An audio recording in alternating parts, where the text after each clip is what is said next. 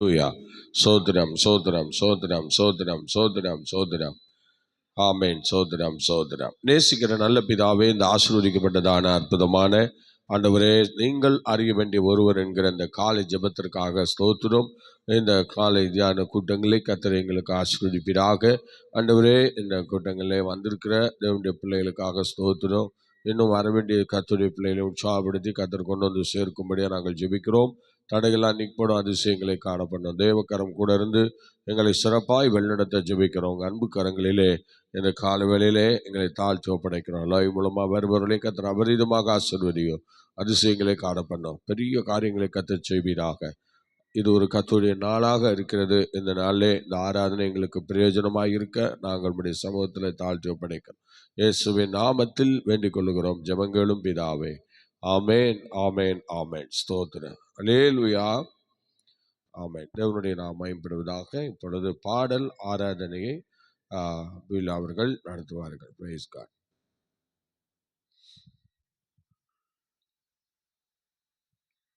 அல்லேலூயா. கர்த்தருடைய பரிசுத்த நாமத்துக்கு மகிமை உண்டாவதாக. இந்த நாளிலும் நாம் தேவனை ஆராதிக்கும்படியாக அவருடைய சமூகத்திலே கூடி வந்திருக்கிறோம். இந்த நாள் கர்த்தர் உண்டு பண்ணின நாள், இதிலே களி கூர்ந்து மகிழ கடவோம் என்ற வார்த்தையின்படி ஆண்டவரை ஆராதிக்கும்படியாக நாம் வந்திருக்கிறோம். உற்சாக மனதோடு உற்சாக இருதயத்தோடு நாம் இப்பொழுது தேவனை ஆராதிக்க போகிறோம். எல்லாம் நல்ல சந்தோஷமா இந்த ஓய்வு நாளை கொண்டாடும்படியாக, அதை கொண்டாடும் விதமாக நாம் சந்தோஷத்தோடு பாடி கர்த்தருடைய நாமத்தை நாம் மகிமைப்படுத்த போகிறோம். என்னோடு கூட சேர்ந்து ஆராதிக்க வந்தோம், அன்பு கூற வந்தோம், யெகோவா தேவனையே துதித்திட வந்தோம், தொழுதிட வந்தோம், தூயவர் இயேசுவையே என்கிற பாடலை பாடி நாம் கர்த்தருடைய நாமத்தை விடுதலையோடு மகிமைப்படுத்த போகிறோம். அலங்கார வாசலாலே பிரவேசிக்க வந்து நிற்கிறோம், தெய்வ வீட்டின் நன்மையாலே நிரம்பிட வந்து நிற்கிறோம். அலங்கார வாசலாலே பிரவேசிக்க வந்து நிற்கிறோம், தெய்வ வீட்டின் நன்மையாலே நிரம்பிட வந்து நிற்கிறோம். ஆராதிக்க வந்தோம், அன்பு கூற வந்தோம், யெகோவா தேவனையே துதித்திட வந்தோம், தொழுதிட வந்தோம், தூயவரை சுவையே. ஆராதிக்க வந்தோம், அன்பு கூற வந்தோம், யெகோவா தேவனையே துதித்திட வந்தோம், தொழுதிட வந்தோம், தூயவரே சுவையே.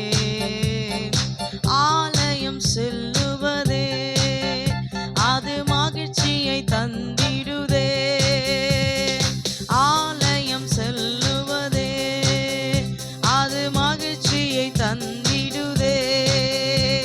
என் சபையுடனே உம்மை துதித்திடவே கிருபையும் கிடைத்திட்டதே, என் சபையுடனே உம்மை துதித்திடவே கிருபையும் கிடைத்திட்டதே. ஆமே. ஆராதிக்க வந்தோம், அன்பு கூற வந்தோம், யெகோவா தேவன. நல்ல உற்சாகமா கரங்களை தட்டி சொல்லுமா? ஓ ஆமென். தொழுதிட வந்தோம், தூயவரே சுவையே. ஆராதிக்க வந்தோம், அன்பு கூற வந்தோம், யெகோவா தேவனையே துதித்திட வந்தோம், தொழுதிட வந்தோம், தூயவரே சுவையே. பலிகளை செலுத்திடவே ஜீவபலியாக மாறிடவே, பலிகளை செலுத்திடவே ஜீவபலியாக மாறிடவே, மறுரூபத்தின் இதயத்தை தந்தீரே ஸ்தோத்திரம் ஸ்தோத்திரமே. மறுரூபத்தின் இதயத்தை தந்தீரே ஸ்தோத்திரம் ஸ்தோத்திரமே. ஆராதிக்க வந்தோம், அன்பு கூற வந்தோம், யெகோவா தேவனையே துதித்திட வந்தோம், தொழுதிட வந்தோம், தூயவரே சுவையே. உம்மை ஆராதிக்க வந்தோம், அன்பு கூற வந்தோம், யெகோவா தேவனையே. ஆமே. துதித்திட வந்தோம், தொழுதிட வந்தோம், தூயவரே சுவையே. நன்மை செய்தவர்க்கே நாங்கள் நன்றி செலுத்துவோமே. நன்மை செய்தவர்க்கே நாங்கள் நன்றி செலுத்துவோமே. என் காணிக்கையை உம் கரங்களிலே உற்சாகமாய் விதைக்கிறோமே. எம் காணிக்கையை உம் கரங்களிலே உற்சாகமாய் விதைக்கிறோமே. லோரி ஆராதிக்க வந்தோம், அன்பு கூற வந்தோம், யெகோவா தேவனையே. இயேசுவே தொழுதிட வந்தோம், தொழுதிட வந்தோம், தூயவரே சுவையே. ஆமென். ஆராதிக்க வந்தோம், நல்லவரே. ஆமென் ஆமென். யெகோவா தேவனையே. துதித்திட வந்தோம், தொழுதிட வந்தோம், தூயவரே சுவையே. துதிகன மகிமையுமே முழு மனதோடு செலுத்துவோமே. துதிகன மகிமையுமே முழு மனதோடு செலுத்துவோமே. சம்பூரண ஆசீர்வாதங்களால் திருப்தியாய் அனுப்பிடுமே.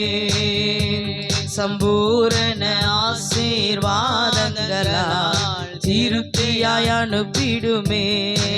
ஆமென். ஆராதிக்க வந்தோம், அன்பு கூற வந்தோம், யெகோவா தேவனையே. இயேசுவே துதித்திட தொழுதிட வந்தோம், தூயவரே சுவையே. உம்மை ஆராதிக்க வந்தோம், அன்பு கூற வந்தோம், யெகோவா தேவனையே. துதித்திட வந்தோம், தொழுதிட வந்தோம், தூயவரே சுவையே. முழு இருதயத்தோடு ஆராதிக்க வந்தோம், அன்பு கூற வந்தோம், யெகோவா தேவனையே. துதித்திட வந்தோம், தொழுதிட வந்தோம், தூயவரே சுவையே. உம்மை ஆராதிக்க வந்தோம், அன்பு கூற வந்தோம், யெகோவா தேவனையே. க்ளோரி. துதித்திட வந்தோம், தொழுதிட வந்தோம், தூயவரே சுவையே. உம்மை ஆராதிக்க வந்தோம், அன்பு கூற வந்தோம், யெகோவா தேவனையே. துதித்திட வந்தோம், தொழுதிட வந்தோம், தூயவரே சுவையே. துதிகன மகிமையுமே முழு மனதோடு செலுத்துவோமே. துதிகன மகிமையுமே முழு மனதோடு செலுத்துவோமே. சம்பூரண ஆசீர்வாதங்களால் திருப்தியாய் அனுப்பிடுமே. ஆமே. சம்பூரண எல்லாம் சொல்லுவீங்களா இந்த நாளிலும்? ஆமா ஆண்டவரே. ஆமே ஆமே. ஆராதிக்க வந்தோம், அன்பு கூற வந்தோம், யெகோவா தேவனையே. துதித்திட வந்தோம், தொழுதிட வந்தோம், தூயவரே சுவையே. உம்மை ஆராதிக்க வந்தோம், அன்பு கூற வந்தோம், யெகோவா தேவனையே. துதித்திட வந்தோம், தொழுதிட வந்தோம், தூயவரே சுவையே. உம்மை ஆராதிக்க வந்தோம், அன்பு கூற வந்தோம், யெகோவா தேவனையே. ஆமே. துதித்திட வந்தோம், தொழுதிட வந்தோம், தூயவரே சுவையே. உம்மை ஆராதிக்க வந்தோம், அன்பு கூற வந்தோம், யெகோவா தேவனையே. ஆமே. துதித்திட ஆமே. தூயவரே சுவையே. நல்லவரே உம்மை ஆராதிக்க வந்தோம், அன்பு கூற வந்தோம் யெகோவா தேவனையே. துதித்திட வந்தோம் தொழுதிட வந்தோம் தூயவரே சுவையே. ஆராதிக்க வந்தோம் அன்பு கூற வந்தோம் யெகோவா தேவனையே. துதித்திட வந்தோம் தொழுதிட வந்தோம் தூயவரே சுவையே. அலங்கார வாசலாலே பிரவேசிக்க வந்து நிற்கிறோம். தேவ வீட்டின் நன்மையாலே நிரம்பிட வந்து நிற்கிறோம். அலங்கார வாசலாலே பிரவேசிக்க வந்து நிற்கிறோம். தேவ வீட்டின் நன்மையாலே நிரம்பிட வந்து நிற்கிறோம். ஆராதிக்க வந்தோம் அன்பு கூற வந்தோம் யெகோவா தேவனையே. ஆமே துதித்திட வந்தோம் தொழுதிட வந்தோம் தூயவரே சுவையே. ஆமே உம்மை ஆராதிக்க வந்தோரி எல்லா ஒரு மனமாய் இயேசுவே உம்மை ஆராதிக்கும்படியாக உம்முடைய சமூகத்துக்கு வந்திருக்கிறோம் ஆண்டவரே. ஆமென் தூயவரே சுவையே. உம்மை ஆராதிக்க வந்தோம் அன்பு கூற வந்தோம் யெகோவா தேவனையே. துதித்திட வந்தோம் தொழுதிட வந்தோம் தூயவரே சுவையே. பொழிந்திடும் வல்லமை உன்னதத்தின் வல்லமை ஆவியின் வல்லமை அக்கினியின் வல்லமை. பொழிந்திடும் வல்லமை உன்னதத்தின் வல்லமை ஆவியின் வல்லமை அக்கினியின் வல்லமை. பொழிந்திடும் வல்லமை உன்னதத்தின் வல்லமை ஆவியின் வல்லமை அக்கினியின் வல்லமை. வல்லமை தேவை தேவா வல்லமை தாரும் தேவா. இன்றே தேவை தேவா இப்போ தாரும் தேவாமே. இன்றே தேவை தேவா இப்போ தாரும் தேவா. பொழிந்திடும் வல்லமை உன்னதத்தின் வல்லமை ஆவியின் வல்லமை அக்கினியின் வல்லமை. பொழிந்திடும் வல்லமை உன்னதத்தின் வல்லமை ஆவியின் வல்லமை அக்கினியின் வல்லமை. பொழிந்திடும் வல்லமை உன்னதத்தின் வல்லமை ஆவியின் வல்லமை அக்கினியின் வல்லமை. பொழிந்திடும் வல்லமை உன்னதத்தின் வல்லமை ஆவியின் வல்லமை. நல்லவரே பொழிந்திடும் வல்லமை உன்னதத்தின் வல்லமை ஆவியின் வல்லமை அக்கினியின் வல்லமை. பொழிந்திடும் வல்லமை உன்னதத்தின் வல்லமை ஆவியின் வல்லமை அக்கினியின். எல்லாம் ஒரு மனமாய் கர்த்தரை துதிப்போமா. ஆண்டவரே உம்மை ஆராதிக்கும்படியாக உம்முடைய சமூகத்துக்கு வந்திருக்கிறோம்ப்பா. இந்த நாள் கர்த்தர் உண்டு பண்ணின நாள். இதிலே களி கூர்ந்து மகிழ கடவோம். என்ற வார்த்தையின்படி இந்த நாளிலே எங்களுடைய எல்லா காரியங்களிலும் ஒரு சந்தோஷம் ஒரு மகிழ்ச்சி ஒரு உற்சாகம் எங்களுக்குள்ளாக உண்டாகட்டும் இயேசுவின் நாமத்தினாலே. ஹல்லேலூயா. உம்மை துதிக்கிறோம் உம்மை துதிக்கிறோம் உம்மை துதிக்கிறோம் உம்மை துதிக்கிறோம். ஆண்டவரே அப்போஸ்தலர்கள் ஒருமனப்பட்டு கூடியிருந்த இடத்திலே தேவ ஆவியானவர் பலமாய் இறங்கினீரே. ஒரு மனமாய் உம்மை துதிக்கிறோம் ஆண்டவரே. ஒரு மனமாய் உம்மை துதிக்கிறோம் ஒரு மனமாய் உம்மை துதிக்கிறோம். பரிசுத்த ஆவியானவர் எங்கள் மேல் நிழலாய் அமர்வீராக. பரிசுத்த ஆவியானவர் எங்கள் மேல் நிழலாய் அமர்வீராக. ஹல்லேலூயா ஹல்லேலூயா. எல்லா மகிமை இயேசுவுக்கு உண்டாகட்டும். எல்லா மகிமையும் உமக்கு உண்டாகட்டும் இயேசுவின் நாமத்தினாலே. பொழிந்திடும் வல்லமை உன்னதத்தின் வல்லமை ஆவியின் வல்லமை அக்கினியின் வல்லமை. பொழிந்திடும் வல்லமை உன்னதத்தின் வல்லமை ஆவியின் வல்லமை. glory glory glory. பொழிந்திடும் ஓ ஜீசஸ் ஜீசஸ் ஜீசஸ் ஹல்லேலூயா. தேவ வல்லமை எங்கள் மத்தியிலே இறங்கி அசைவாடட்ட ஆண்டவரே. எங்களை அனலாக்கட்டும். எங்களுடைய அக்கினி ஜுவாலைகள் அனலாக்கப்படுவதாக. உம்மை விடுதலையோடு ஆராதிக்கிற ஒரு கிருபை இந்த நாளில நடக்க இருக்கிற ஆராதனைகளிலே தேவனை விடுதலையோடு ஆராதிக்கிற ஒரு கிருபை ஒவ்வொரு பிள்ளைகள் மேல் வந்து அமர்வதாக இயேசுவின் நாமத்தினாலே. எல்லா இருதய கடினங்கள் மாறட்டும்.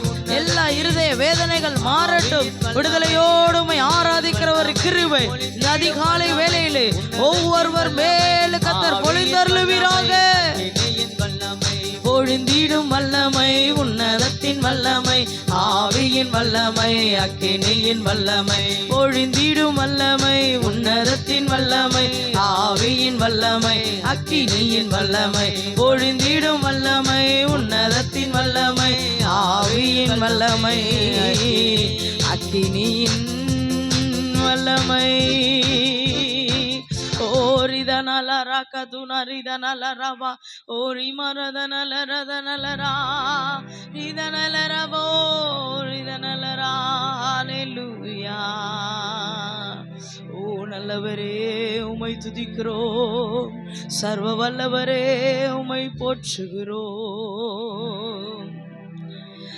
அலங்கார வாசலாலே பிரவேசிக்க வந்து நிற்கிறோம். தேவ வீட்டின் நன்மையாலே நிரம்பிட வந்து நிற்கிறோம். நன்றி ஆண்டவரே.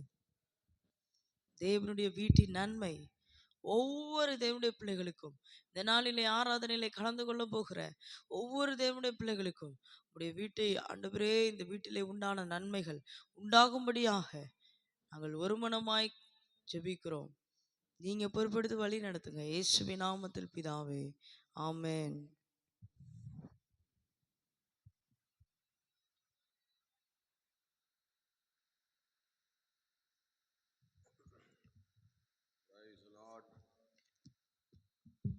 ஹல்லேலூயா. சத்தமா ஹல்லேலூயா. ஆண்டவருடைய நாமம் மகிமைப்படுவதாக. இந்த கால வேளையிலே தேவ சமூகத்திலே வந்திருக்கிற உங்களை யாவரையும் வாழ்த்தி அன்போடு வரவேற்கிறேன். காலையிலே கர்த்தரை தேடுவது நமக்கு ஒரு பெரிய ஆசீர்வாதம். அதிகாலையிலே என்னை தேடுகிறவர்கள் கண்டடைவார்கள் என்கிற வேத வசனத்தின்படி நாம் இந்த நாளிலே தேவனை தேடி வந்திருக்கிறோம். இது கர்த்தருடைய நாளுமாக நமக்கு இருக்கிறது. இன்னைக்கு முதல் ஆராதனையாக இப்போ காலமே நாம் முதல் பலராக கர்த்தரை ஆராதித்து மகிமைப்படுத்துகிறோம். இரண்டாவதாக ஸ்தோத்திரம், நாம் வழக்கம் போல 10 மணிக்கு நாம் மறுபடியும் ஆராதிக்க போகிறோம். அல்லேலூயா. சரி, இந்த நாளிலே நாம் சங்கீதம் 20வது சங்கீதத்தை நாம் இப்பொழுது என்ன செய்ய போகிறோம், தியானிக்க போகிறோம். சங்கீதம் 20. இந்த 20வது சங்கீதத்தை அருமையான தாவீது தான் எழுதினது என்று எல்லாருக்கும் நன்றாக தெரியும். அதில் 9 வசனங்கள் இருக்கிறது. அது மாத்திரமல்ல, மேசியாவை குறித்து தீர்க்க தரிசன வார்த்தைகள் அநேகம் இருக்கிறது. அடுத்தது வெற்றிக்காக ஜெபிக்க தூண்டும் சங்கீதமாக இது இருக்கிறது. இந்த சங்கீதத்தை நாம் 3 பகுதியாக பிரிக்கலாம். பிரித்தால் 1 to 5 வசனங்கள் வரை உள்ள வசனங்களை ராஜாவின் வெற்றிக்கான வாழ்த்துதல் என்கிற தலைப்பிலும், இரண்டாவதாக 6 to 8 வசனங்கள் வரை ராஜாவின் மேலுள்ள அபிஷேகம் என்றும்,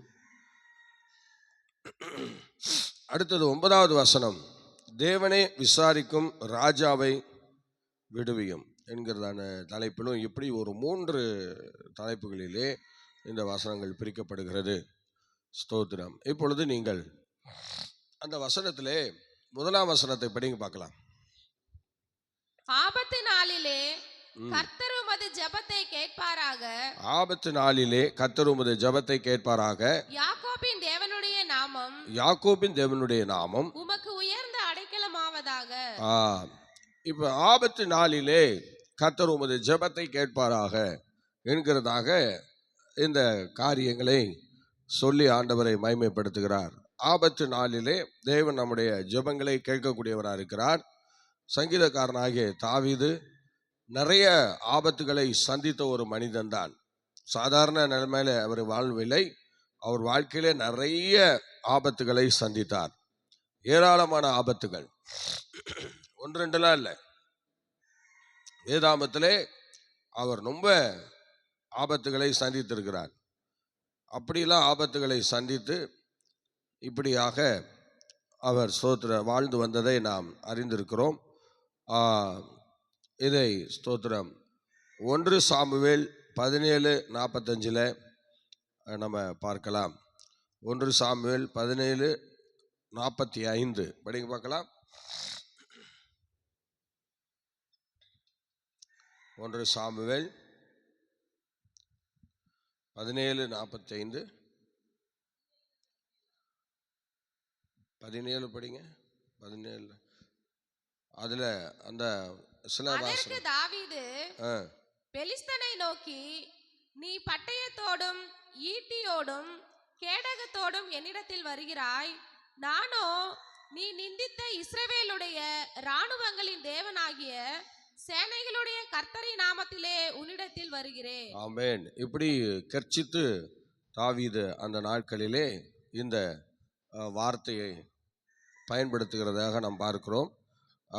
ஸ்தோத்திரம். இப்பொழுது நம்ம 1 சில வசனங்களை வாசிக்கலாம். 1 ஸ்தோத்திரம் 1ஆம் வசனத்தை வாசித்தோம். 1ஆம் வசனத்திலே இப்பொழுது நாம் மறுபடியும் சங்கீதம் 50:14-15 படிங்க பார்க்கலாம்.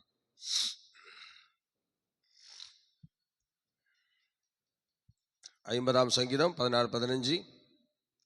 நீ தேவனுக்கு ஸ்தோத்திர பலியிட்டு உன்னதமானவருக்கு உன் பொருத்தனைகளை செலுத்தி ஆபத்து காலத்தில் என்னை நோக்கி கூப்பிடு, நான் உன்னை விடுவிப்பேன், நீ என்னை மகிமைப்படுத்துவாய். சரி, இப்ப நம்ம சங்கீதம் 2:1 படிச்சோம். அந்த 2:1 திரும்ப படிங்க பார்க்கலாம்.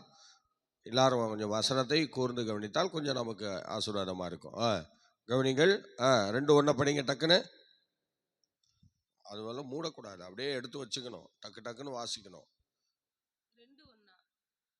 ஜாதிகள் கொந்தளித்து ஜனங்கள் ஸ்தோத்திரம். சாரி 20:1 படிங்க. 20ஆம் சங்கீதத்திலே 1ஆம் வசனம். ஆபத்து நாளிலே கர்த்தர் உமது ஜெபத்தை கேட்பாராக. நல்லா கவனிக்கணும்.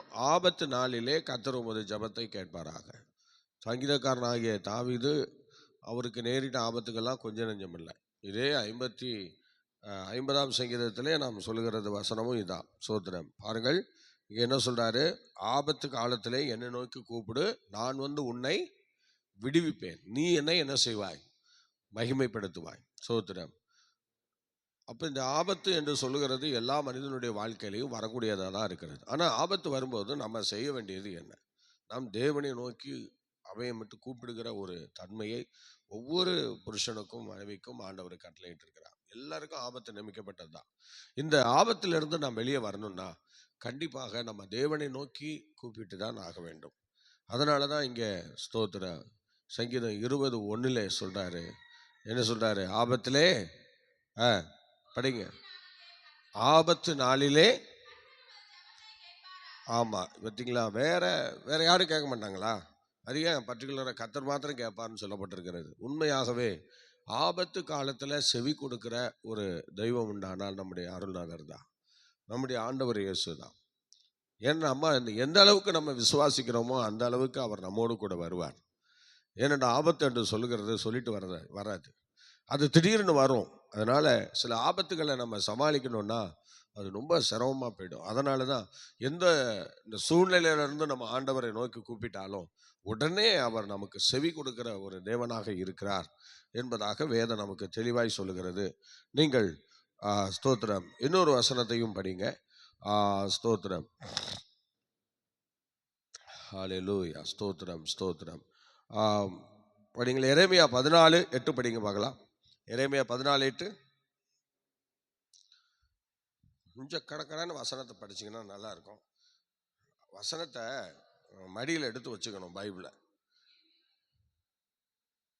14:8. நீங்கள் வேற யாராவது கூட வாசிக்கலாம், ஏன்னா நேரம் ஆகுது. வேற யாராவது எடுத்து வச்சுங்க, பைபிள் எடுத்து வச்சுங்க. பைபிள் கையில் எடுங்க.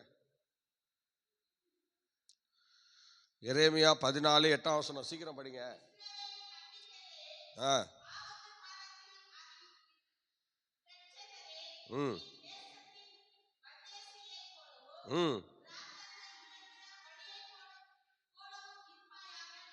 ம், இஸ்ரவேலின் நம்பிக்கையே, ம், ஆபத்து காலத்தில் அதன் இரட்சகரே, ம். நீர் தேசத்தில் பரதேசியை போலவும் நல்லா கவனிங்க. ஆபத்து காலத்துக்காகவே ரட்சகர் இருக்கிறார். நல்லா கவனிக்கணும். அதனாலதான் நம்ம ஆபத்தில் அவர் நோக்கி பார்க்கிறோம்.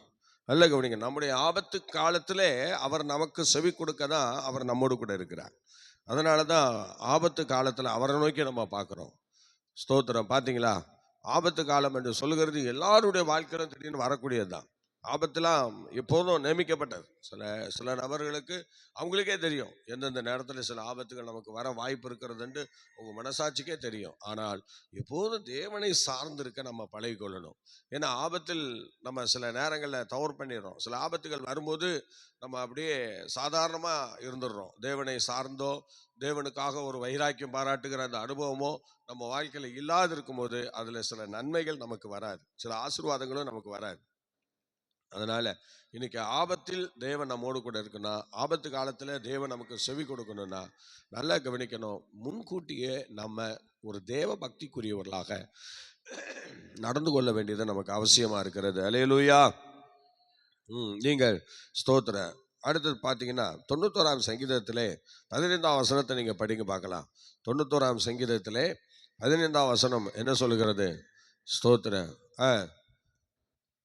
அவன் என்னை நோக்கி கூப்பிடுவான், நான் அவனுக்கு மறு உத்தரவு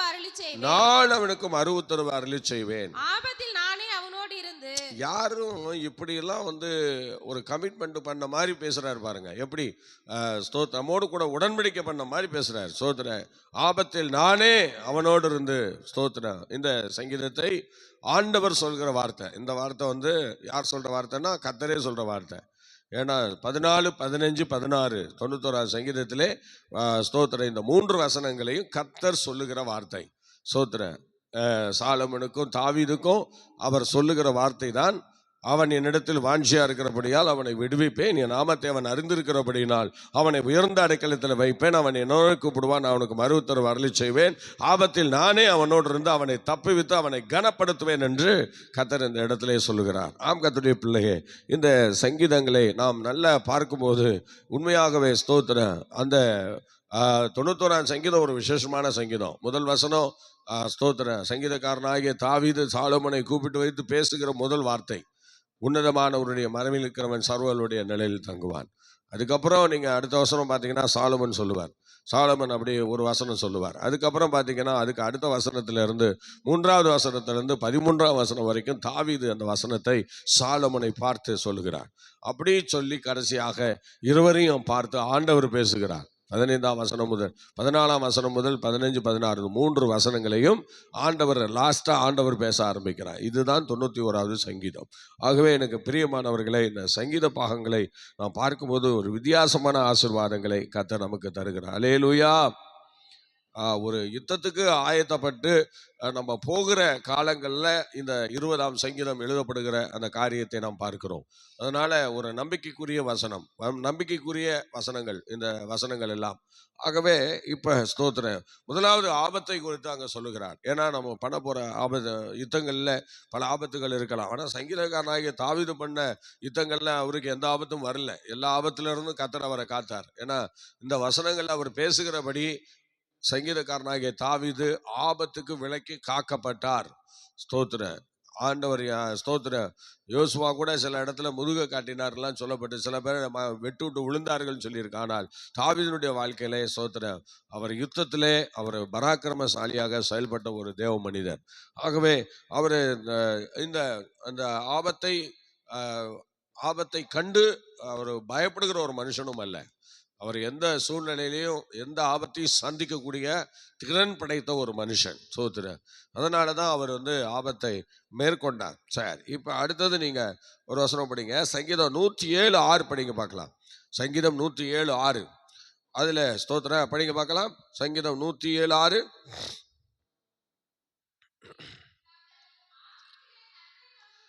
கூப்பிட்டார்கள். பாத்தீங்களா? தங்கள் ஆபத்திலே கர்த்தரை நோக்கி கூப்பிட்டார்கள். அவர்கள் இக்கட்டுகளில் இருந்து அவர்களை விடுவித்தார். பாத்தீங்களா? அவருடைய ஆபத்திலே கர்த்தரை நோக்கி கூப்பிட்டாங்க.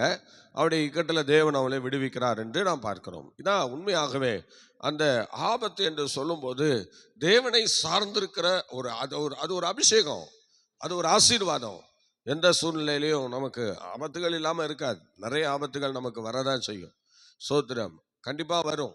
அதனால் ஸ்தோத்திரம், பல விபத்துகள் வரலாம், பல சத்துரு போராட்டங்கள் வரலாம், பல சூழ்நிலையிலே ஆபத்துகள் வரலாம். ஸ்தோத்திரம், மழையின் மூலம் வரலாம், வெயில் மூலமாக கூட வரலாம், மருத்துவத்தின் மூலமாக வரலாம், ஆக்சிடென்ட் மூலமாக வரலாம். இப்படி பலவிதமான சூழ்நிலையில நமக்கு ஆபத்து வரலாம். கூட இருக்கிறவங்களுடைய வரலாம். இப்படி நமக்கு பல ஆபத்துகள் இந்த பூமியிலே நியமிக்கப்பட்டிருக்கிறது. ஆனால் இந்த ஆபத்திலே நாம் காக்கப்பட வேண்டுமானால் நாம் தேவனை சார்ந்திருக்க வேண்டும் என்பதை நாம் தெரிந்து கொள்ள வேண்டும். தேவனை சார்ந்திருக்கணும். அந்த உரிமை, அந்த உரிமையோடு தேவனை கூப்பிடுகிற அந்த ஆசீர்வாதம். சோத்திரம், ஆபத்து வந்துருச்சுன்னா தெரியாத ஒரு மனுஷனை நம்ம எப்படி நம்ம கூப்பிடுவோம்? யோசிச்சு பாருங்க. தெரியாத ஒரு மனிதனை ஆபத்து காலத்துல எப்படி கூப்பிடுவோம்? அவன் பேரும் தெரியாது, அவன் ஊரும் தெரியாது. அவனை போய் எனக்கு ஆபத்து வந்துருச்சு வந்து காப்பாத்து அப்படின்னு சொன்னா வருவானா? அவன் யாருன்னே தெரியாது, அவன் எங்க இருக்கிறான்னு தெரியாது, எப்படி பிறந்தான்னு தெரியாது, எப்படி வாழ்ந்தான்னு தெரியாது. அவனை போய் ஆபத்து கூப்பிடலாமா? கூப்பிட்டா வருவானா? வரமாட்டான். அதனாலதான் எல்லாம் அறிந்த தெய்வம் ஆண்டவர் நம்மை படைத்தவர், நம்மை உருவாக்கினவர்.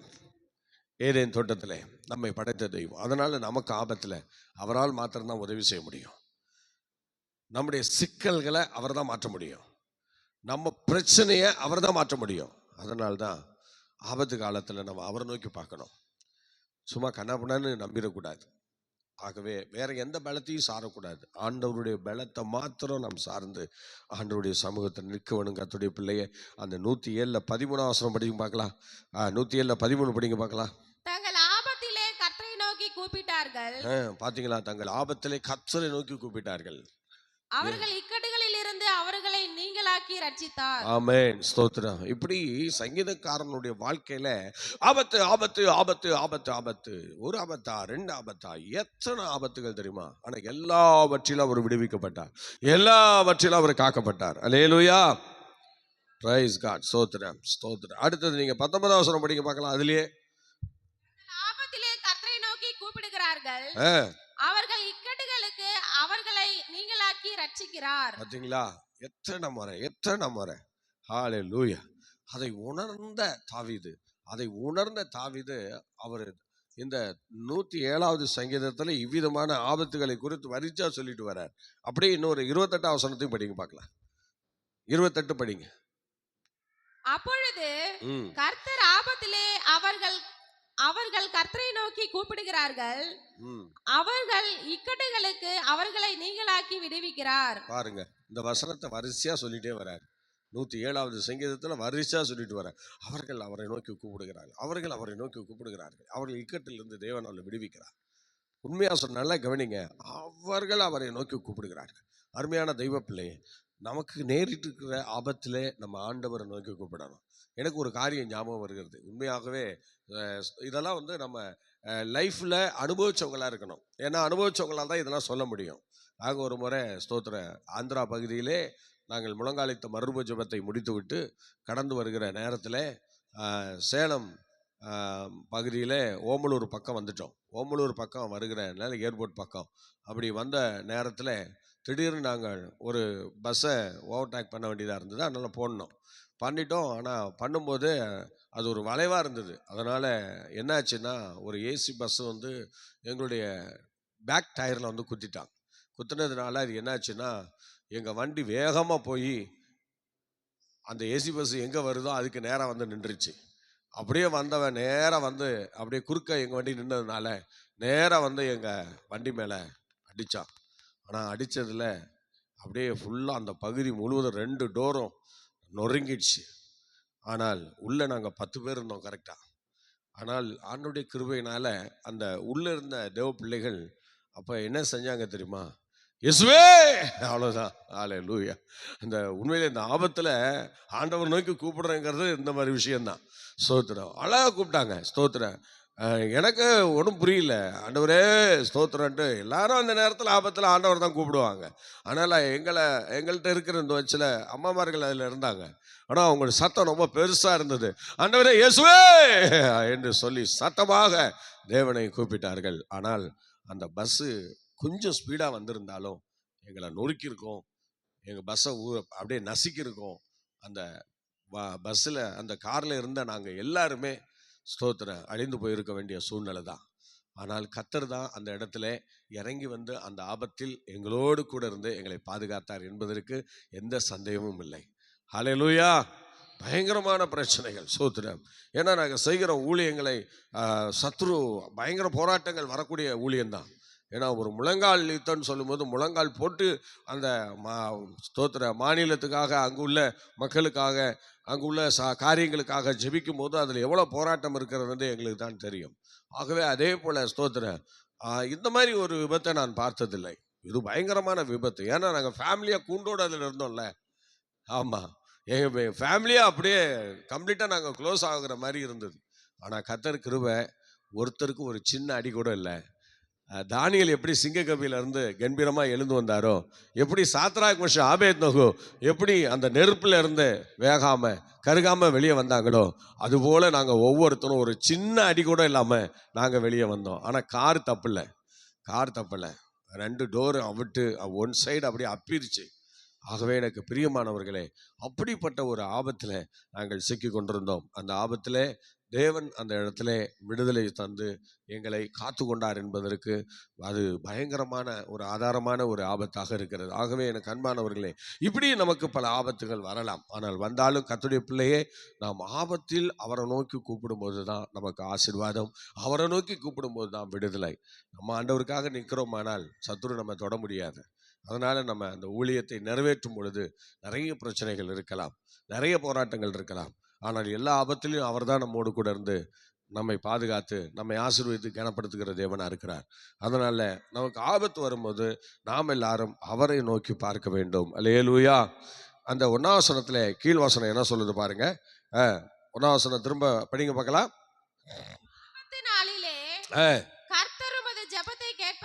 ஆபத்து நாளிலே கர்த்தர் உமது ஜெபத்தை கேட்பாராக. யாக்கோபின் தேவனுடைய நாமம் உமக்கு உயர்ந்த அடைக்கலமாவதாக. பாத்தீங்களா, யாக்கோபின் தேவனுடைய நாமம் உமக்கு உயர்ந்த அடைக்கலமாவதாக. சொல்லுங்க, என்ன ஆவதாக? ஸ்தோத்திரம். இப்படி ஸ்தோத்திரம். அந்த சங்கீதம் 6 படிங்க பார்க்கலாம். 6ஆம் சங்கீதம் 7 படிங்க. 6ஆம். துயரத்தினால் என் கண்கள் குழி விழுந்து போயிற்று, என் சத்துருக்கள் அனைவர் நிமித்தமும் மங்கி போயிற்று. 11 படிங்க.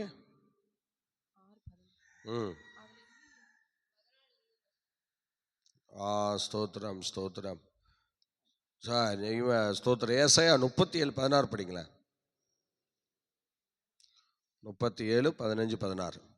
ஏசாயா 37ஆம் அதிகாரம் 15, 16. சேனைகளின் கர்த்தாவே, கேருபீன்களின் மத்தியில் வாசம் பண்ணுகிற இஸ்ரவேலின் தேவனே, நீர் ஒருவரே பூமியில் ராஜ்யங்களுக்கெல்லாம் தேவனானவர். நீர் வானத்தையும் பூமியையும் உண்டாக்கினீர். 15, 16, 17 படிங்க. 3 கர்த்தாவே, உமது செவியை சாய்த்து கேளும். கர்த்தாவே, நீர் உமது கண்களை திறந்தருளும். செனகரிப் ஜீவனுள்ள தேவனை நிந்திக்கும்படிக்கு சொல்லி அனுப்பின வார்த்தைகளை எல்லாம் கேளும். அப்ப ஸ்தோத்திரம். யாக்கோபு தேவனுடைய நாமம் உயர்ந்த அடைக்கலமா இருக்கிறது. அந்த சனகரிப் என்று சொல்லுகிறவன் பயங்கரமாக நிந்திக்கிற ஒரு காரியத்தை கொண்டு வருகிறான். அவன் நிந்திக்கிற ஒரு சூழ்நிலையை நம்ம பார்க்கிறோம். அதுல நீங்க 17 படிங்க. கர்த்தாவே, உமது செவியை சாய்த்து கேளும். கர்த்தாவே, நீர் உமது கண்களை திறந்து பாரும். செனகரிப் ஜீவனுள்ள தேவனை நிந்திக்கும்படிக்கு சொல்லி அனுப்பின வார்த்தைகளை எல்லாம் கேளும். 18ஆம் வசனம் படிங்க. கர்த்தாவே, அசீரியா ராஜாக்கள் அந்த ஜாதிகளையும் அவர்கள் தேசத்தையும் நாசமாக்கி அவர்களுடைய தேவர்களை நெருப்பிலே போட்டுவிட்டது மெய்தான். அவைகள் தேவர்கள் அல்லவே. இப்படி அவர்கள் தேவனுக்கு விரோதமாக பயங்கரமான காரியங்களை செய்தார்கள். 34 படிங்க பார்க்கலாம். அதுல 34 வசனம் படிங்க. இந்த நகரத்துக்குள் பிரவேசியாமல் தான் வந்த வழியே திரும்பி போவான். பாருங்கள், ஆண்டவருக்கு விரோதமாக செயல்படுகிறவன் நகரத்திலே பிரவேசியாமல் அவன் வந்த வழியிலே திரும்பி போவான். அடுத்து 36 படிங்க பார்க்கலாம். அப்பொழுது கர்த்தருடைய தூதன் கர்த்தருடைய புறப்பட்டு தூதன் புறப்பட்டு அசீரியரின் பாளையத்தில் அசீரியரின் பாளையத்திலே 185,000 பேரை சங்கரித்தான். அதிகாலமே எழுந்திருக்கும் போது இதோ அவர்கள் எல்லாரும் செத்த பிரேதங்களாய் கிடந்தார்கள். அல்லேலூயா. அல்லேலூயா. தேவன் இஸ்ரவேல் ஜனங்களுக்கு, யாக்கோபின் தேவன் அவனுக்கு எப்படி இருந்தாரு? உயர்ந்த அடைக்கலமாக இருந்தார். ஸ்தோத்திரம். இப்ப இந்த அசீரியா கடந்து வரும்போது தேவன் அந்த இடத்துல யுத்தம் பண்ணி அவங்களை எல்லாம் கூண்டோடு அந்த நாட்கள்ல ஸ்தோத்திரம் அழித்து நிர்மூலம் பண்ணினார். ஆம் கர்த்தருடைய பிள்ளை, ஸ்தோத்திரம். தேவ சமூகத்திலே நாம் வைராக்கியமாக அவருக்காக நாம் நிற்கும் பொழுது ஸ்தோத்திரம், இஸ்ரவேல் ஜனங்கள் அந்த நாளே ஆண்டவருக்காக நின்றார்கள். அதனால அந்த யுத்தத்தை கர்த்தரே பொறுப்பெடுத்து செய்தார். ஆனால் தேவன் அவங்களுக்கு உயர்ந்த அடைக்கலமாக அன்றை காணப்பட்டார். எங்கள் ஸ்தோத்திரம். இன்னைக்கு சங்கீதம் 27 நாம் படிக்கிறோம். 7 படிக்க பார்க்கலாம். சங்கீதம் 20. சில ரதங்களை குறித்தும் குதிரைகளை குறித்தும் மேன்மை பாராட்டுகிறார்கள். நாங்களோ தேவனாகிய கர்த்தருடைய நாமத்தை குறித்தே மேன்மை பாராட்டுவோம். எங்கள் தேவனாகிய கர்த்தருடைய நாமத்தை குறித்தே நாங்கள் மேன்மை பாராட்டுகிறோம். நீங்கள் படிங்கள். எரேமியா 9ஆம் அதிகாரம் 23ஆம் வசனம் படிங்க பார்க்கலாம். எரேமியா 9:23. சீக்கிரமா படிங்க. ஞானி தன் ஞானத்தை குறித்தும் மேன்மை பாராட்ட வேண்டாம். மேன்மை பாராட்ட வேண்டாம். பராக்கிரமன் தன் பராக்கிரமத்தை குறித்து மேன்மை பாராட்ட வேண்டாம். ஐஸ்வர்யவான் தன்னுடைய ஐஸ்வர்யத்தை குறித்தும் மேன்மை பாராட்ட வேண்டாம். மேன்மை பாராட்டுகிறவன் பூமியிலே கிருபையையும் நியாயத்தையும் நீதியையும் செய்கிற கர்த்தர் நான் என்று என்னை அறிந்து உணர்ந்திருக்கிறதை குறித்தே மேன்மை பாராட்ட கடவன் என்று அல்லேலூயா சார். இப்ப ஆண்டவர் இவ்விதமாக எதை குறித்து மேன்மை பாராட்ட வேண்டும் என்று இங்க தெளிவாக சொல்லுகிறார். நீங்கள் அடுத்தது நீங்க படிங்க பார்க்கலாம். 1 கொரிந்தியர் 1ஆம் அதிகாரம் 29ஆம் வசனம் படிங்க பார்க்கலாம். 1 கொரிந்தியர் மாம்சமான எவனும், நல்லா கவனிங்க. 1 கொரிந்தியர் 1:29. மாம்சமான எவனும் தேவனுக்கு முன்பாக பெருமை பாராட்டாதபடிக்கு அப்படி செய்தார். அந்தபடி நீங்கள் அவராலே கிறிஸ்து இயேசுக்கு உட்பட்டிருக்கிறீர்கள். எழுதியிருக்கிறபடி மேன்மை பாராட்டுகிறவன் கர்த்தரை குறித்தே மேன்மை பாராட்ட கடவன். நல்லா கவனிக்கணும். பிள்ளையை குறித்து, குடும்பத்தை குறித்து, திறமையை குறித்து, நம்மை குறித்து சும்மா கண்ணா அப்படின்னா மேன்மை பாராட்டக்கூடாது.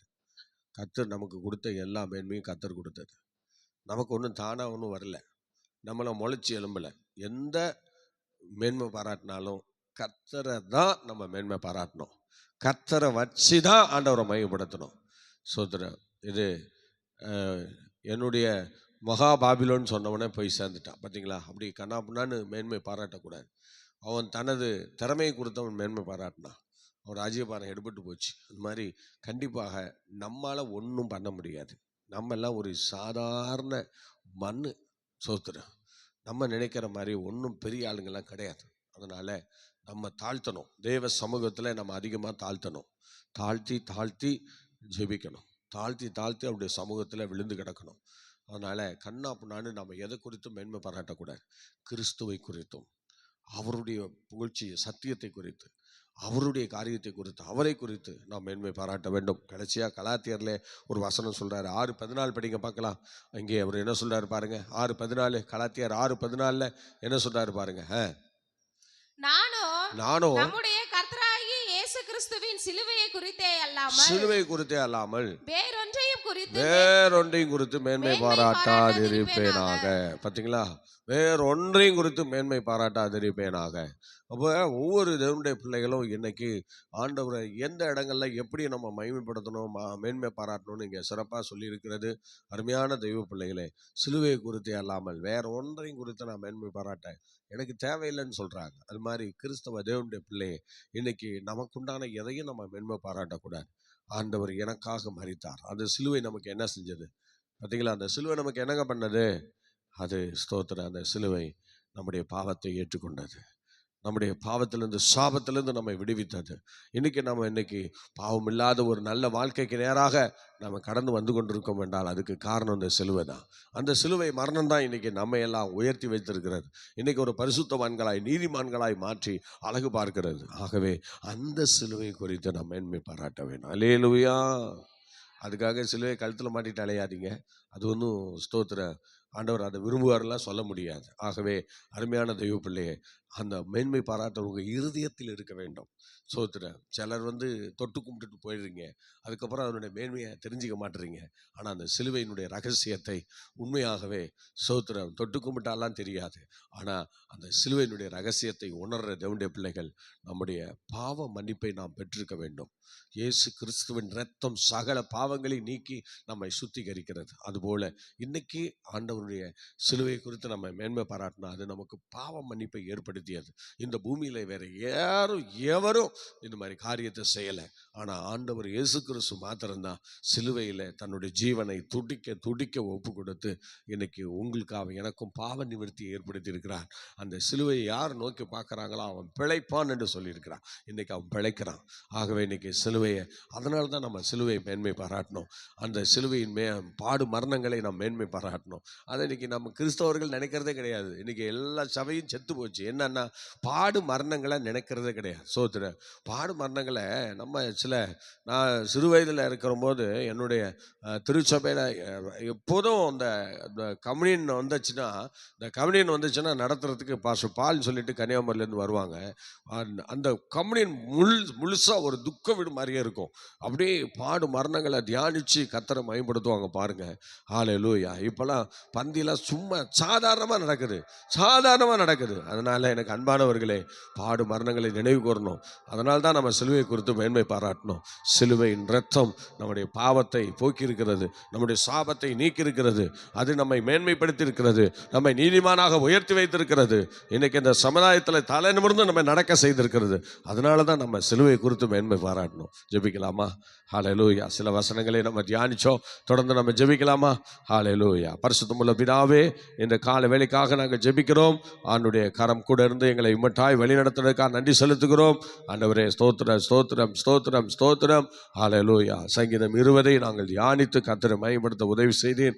இன்னும் அநேக விஷயங்களை அதன் மூலமாக கற்றுக்கொள்ளலாம். ஆனாலும் எங்களுக்கு கிடைக்கப்பட்ட நேரத்திலே சில வசனங்களை நாங்கள் தியானிக்க நீ கொடுத்த கிருபைக்காக நன்றி செலுத்துகிறோம். ஆண்டவரே, ஸ்தோத்திர யுத்தம் செய்வதற்கு ஆயத்தமாக்கப்பட்ட ஆண்டவரே சங்கீதக்காரன் ஆண்டவரே அவருடைய குழுவினரோடு ஆண்டவரே அந்த கூட்டத்தாரோடு இணைந்து அந்த 20வது சங்கீதத்தை ஏற்றும்படி பாடும்படி நீ கிருபை கொடுத்தீரே, அதுக்காக ஸ்தோத்திரம். தொடர்ந்து நாங்களும் இப்படிப்பட்ட யுத்தங்களும் போராட்டங்களும் எங்களுக்கு சம்பவிக்கிற காலங்களிலே, எங்களுக்கு ஆபத்து நேரிடுகிற காலங்களிலே நாங்கள் உம்முடைய திருச்சமூகத்தை நோக்கி பார்க்க எங்களுக்கு உதவி செய்யும். தீமைகளை காத்துக்கொள், அதிசயங்களை காணப்பட இயேசுவின் நாமத்தில் பிதாவே, ஆமென். Okay, God bless you. கர்த்தர் உங்களை ஆசீர்வதிப்பார். ஞாயிற்றுக்கிழமை